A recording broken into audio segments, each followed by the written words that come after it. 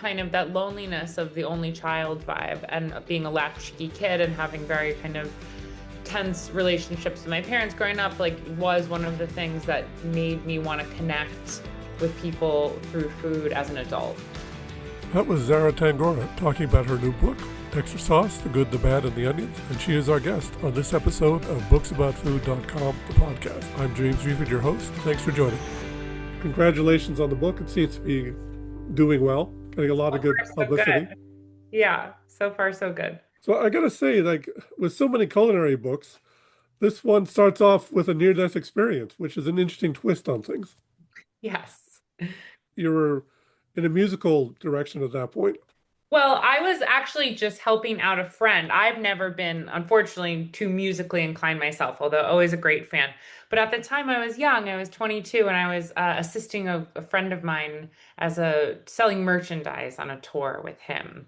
And that was kind of a dream for me at the time. So yeah, I was definitely in a more artsy phase of my life and definitely not exploring cooking yet or writing. And so from that, you, I guess, long story short, settlement money, you opened a restaurant. Well, yes, we were in a crash. Our bus went off like a 40-foot cliff in the middle of the desert. And then, after kind of years of exploring what I might be interested in, what might kind of bring me purpose in my life, I did end up at 26, 4 years later, opening my first restaurant with like no experience and kind of all by myself.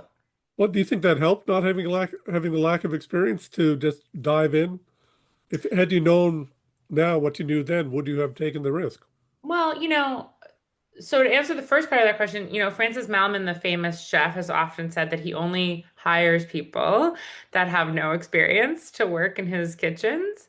And I always thought that was really interesting because, then, well, I think for him, he could kind of teach people the way he wanted things to be done. But in the same kind of vein, um, I think that learning your own way of doing something kind of with a fresh set of eyes rather than being, um, exposed to other people's ways of doing things is both valuable and also terrible. You know what I mean? So it's a double-edged sword. Um, if I knew now what I knew then, it's such an interesting question because some days I'd say, of course not. You know what I mean? Because of the things that have happened that were difficult, or financially strenuous or physically strenuous. But at the end of the day, like, I'm here right now. I've written this book. I have this wonderful like group of friends and people around me and all these experiences I would have never had. So I'd say yes, and like the truth is we can't go back and make that decision. And so I think part of it is being okay with the decisions we've made and seeing how they can influence future decisions. I guess that's just one of the rules of life. I guess that's sort of just. Yeah, it's a Um, reality of life. well, how did you decide to go into food, or how did you come into it? Well, my parents had both been chefs like earlier in their lives. They owned a place, actually, we were just speaking earlier about Huntington, Long Island. They owned a place in the 1970s in Huntington called the Love and Oven in Huntington Bay. And they were both really funky, cool people. They were caterers, they did everything their own way. And they had, shortly after I was born, switched up what they were doing. Their second business kind of failed, et cetera, et cetera. And so, like, I never, even though my parents were chefs, I never really grew up in a culinary family surrounded by food. I kind of speak about that in the book, how one might think my life would have looked one way, and it really looked very opposite. In terms of my connection through food. But, after my accident and having some money and trying to decide what to do, I did, through osmosis and through nature, kind of always really feel connected to my ability to cook. And it felt like something that I could do to something that I could be good at. And I grew up not feeling like I was good at much. So that was something that just kind of, whether somewhat consciously, somewhat subconsciously, I connected the dots in that way. And that's how I ended up working in food. Oh, certainly, it's a tough business. That's why I was wondering if you knew now what you knew then. Very, very difficult. It feels there's a famous chef who once said that owning a restaurant is like being in a fight all the time, every day. And that's kind of true. You know what I mean? It's a lot. Like when you watch shows, like when you watch The Bear and stuff, I mean, that's fairly, in many ways, accurate and to what it feels like. It's like always something. But it's also really rewarding and wonderful. You had mentioned in a I don't know where I read this or heard this, but you're an only child. Now, was food a way of connecting with people?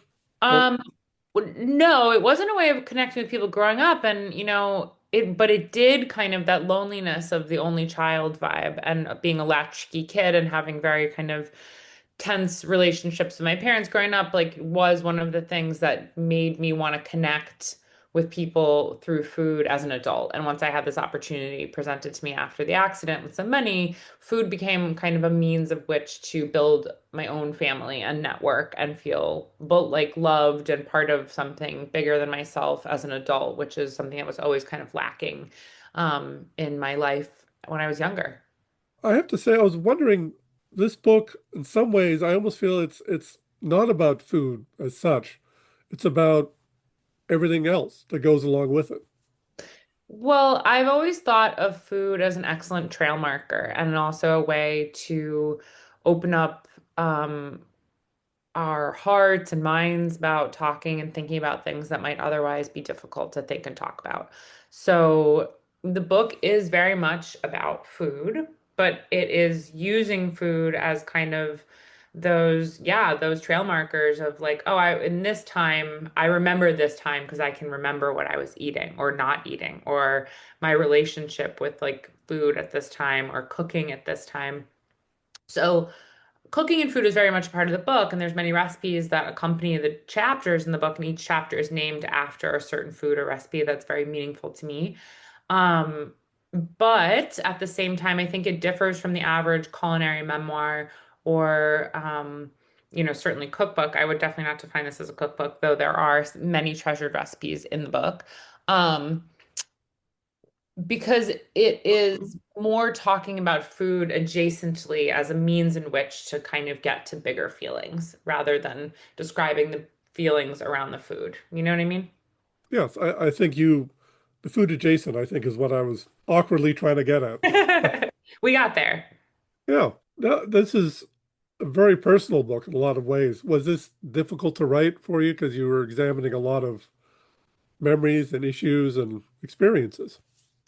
Yeah, I mean, writing a memoir is, I guess, as difficult as you allow it to be. And I think there's different variations of how deep people will go. I think for myself, I'm not a famous person, so I believe that going really deep with my story and talking about my story as a relatable, as a means for like people to relate generally was like really important. And with that, that's terribly uncomfortable sometimes, talking about things that are painful. And also I think part of it is talking about things from using I statements, using describing like my perception of the story while at the same time trying to understand the whole totality of it, but without telling someone else's story, right?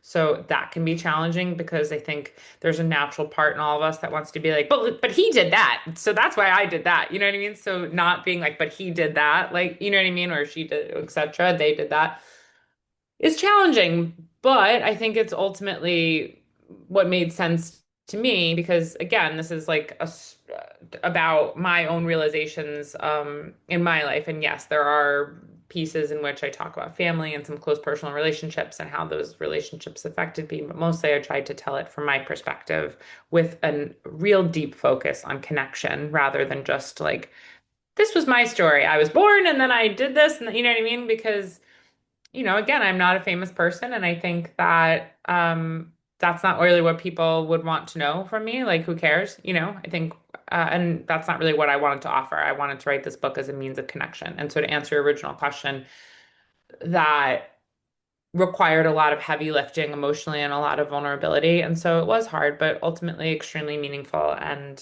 I just feel very grateful to have the opportunity to have done so.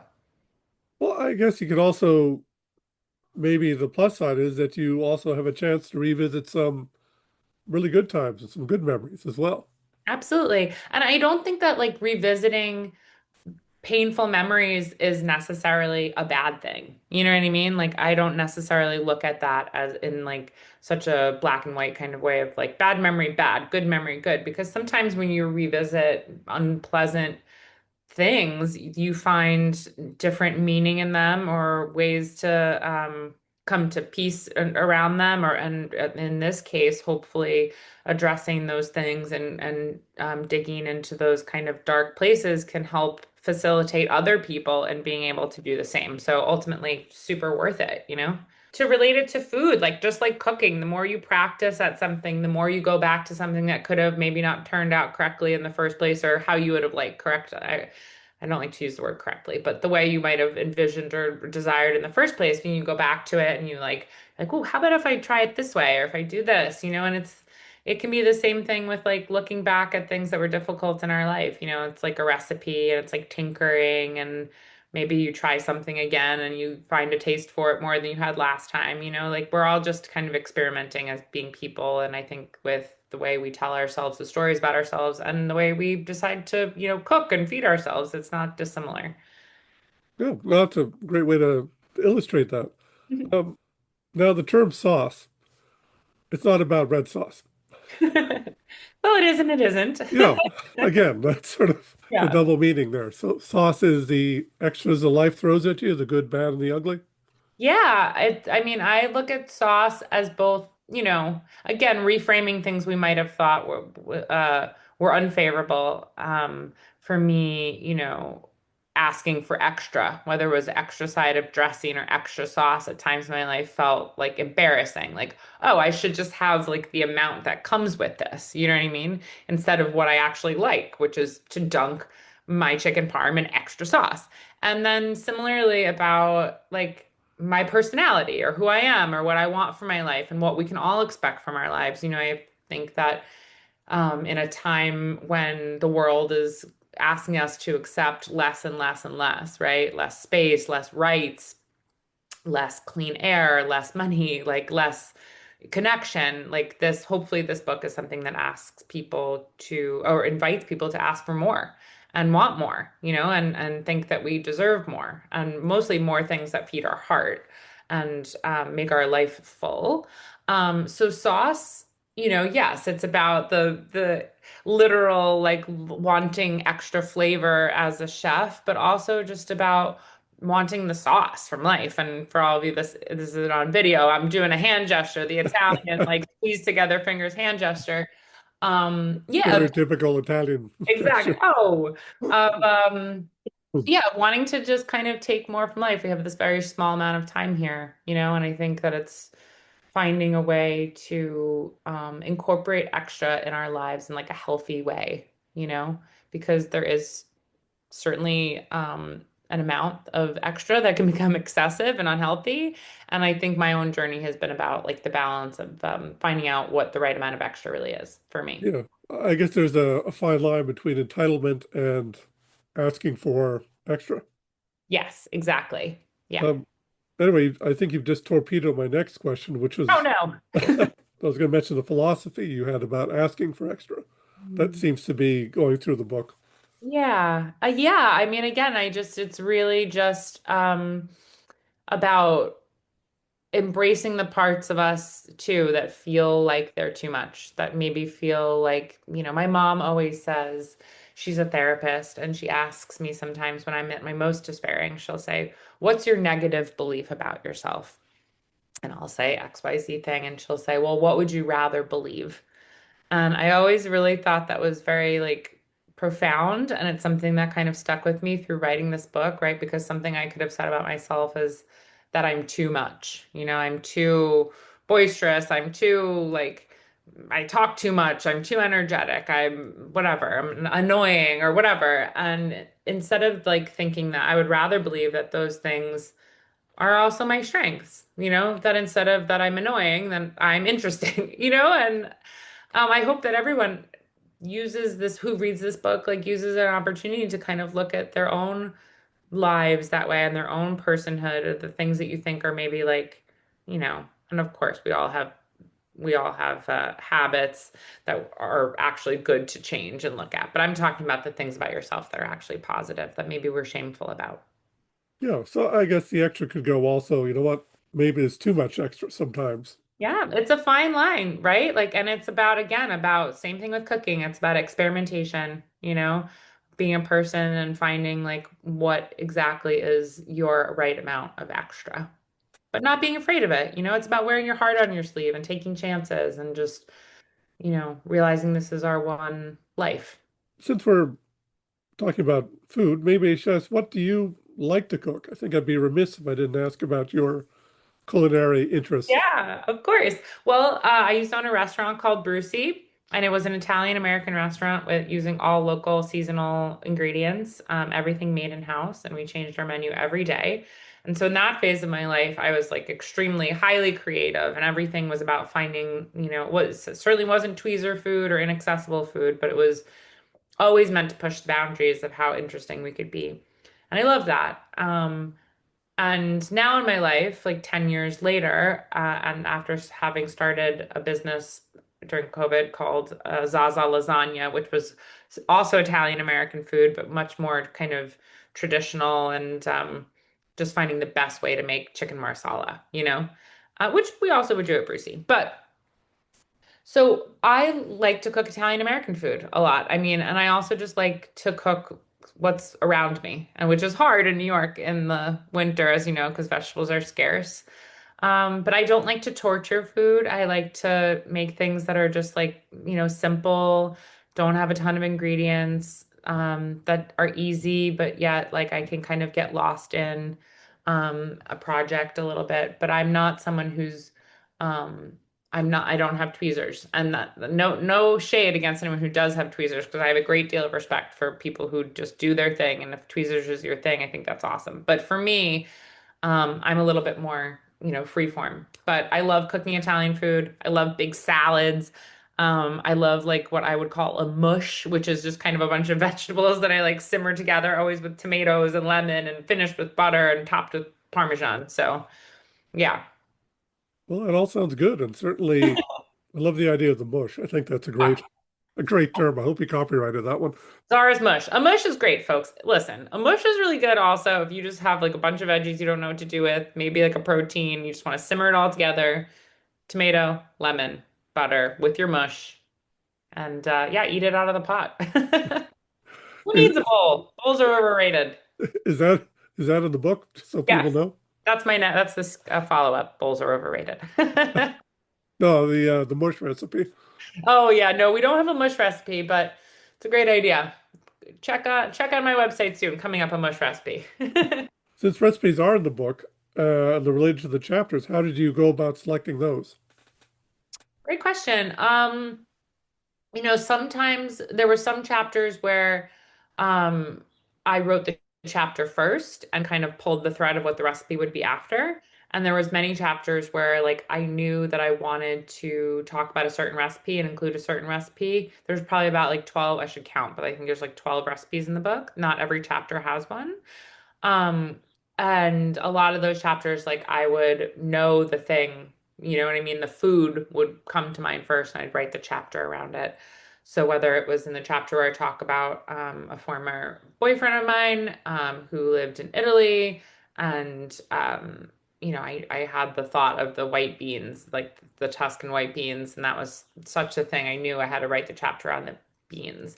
Or there were other chapters where I just kind of realized, pulled the tether of the food afterwards.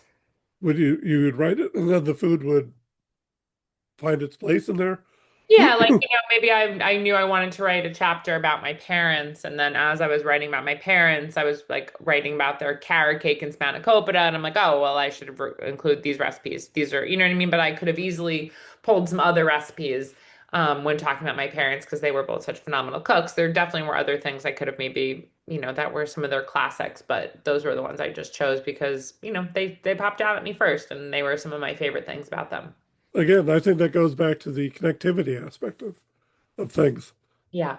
There's a phrase that came into my mind when I was researching this, and I could be way off base here, but somehow it's the reality of imperfection you seem to be embracing and just celebrating.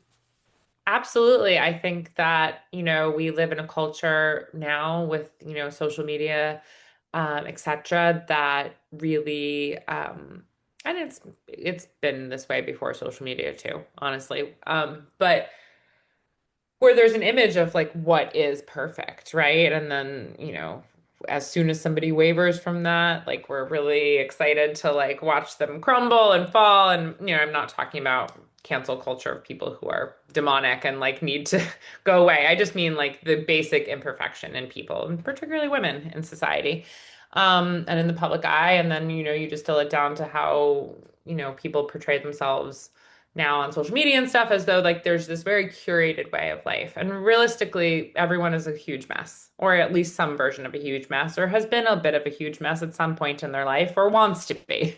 You know what I mean? And like that's okay. It's not just like okay, it's like just normal. That is actually what people are like. And people are also dignified and mature and well spoken, and they're sometimes silly, and sometimes they get too drunk, and sometimes they make dumb jokes and embarrass themselves, and then other times they give wonderful speeches. So we're just a combination of all kinds of things, and it's really, really important to remember that, because I think when we forget that everyone's like that, we have a tendency to look at ourselves as like less than, and that is not a good thing to do, because life is too short to think that you're less than.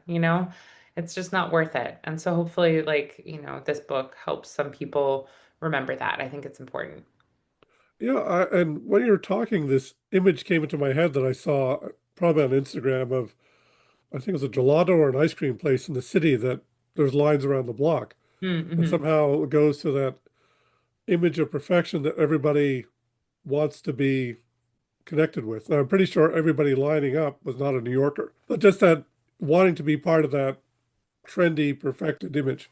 Mm-hmm. Of course. So, I mean, I think what we actually all really want to be is happy, right? Is to feel a little bit of joy and happiness. So, whatever I could do to participate in helping people find that, and find that within themselves, and encourage people to look inward to find that, would be feel like a win for me.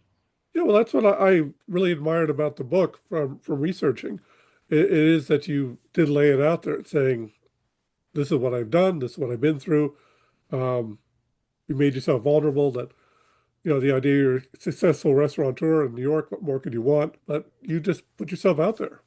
Yeah. I try, and I encourage everybody else to too, in whatever way works for them. That's everyone has to kind of determine their own reason and methodology for putting themselves out there. And it's not going to be the same way that I did, but I hope that, this book encourages people to take chances, maybe, like where they wouldn't have normally done before. Well, the book seems like a big success, and you're said you're busy with promoting that right now. Yes. I always like to ask what is on the horizon. What's next? Well, I mean, I will be having kind of a national book tour going to the West Coast and the Midwest through May and June. So that's kind of the immediate. I'm lucky enough to be speaking at Cherry Bomb this weekend, which is their Cherry Bomb Jubilee, a huge conference of really talented folks in the food industry. So that's going to be awesome. And then going forward, like the future is still a little bit unknown. Hopefully, there'll be more opportunities to write and work on other writing projects. Nothing solid yet, but crossing my fingies and toes that there'll be other things to read from me in the future. Terrific. Appreciate your time. Absolutely. Thank you, James. I really appreciate your time, and it was a pleasure to be on the show. And thank you to all your listeners. Check out Extra Sauce out now. Thanks for having me. Once again, our thanks to Zahra Tangorra for taking the time to talk with us about her new book, Extra Sauce, The Good, the Bad, and the Onions. You've been listening to BooksAboutFood.com, the podcast. I'm James Reeford, your host. Until the next time, happy reading.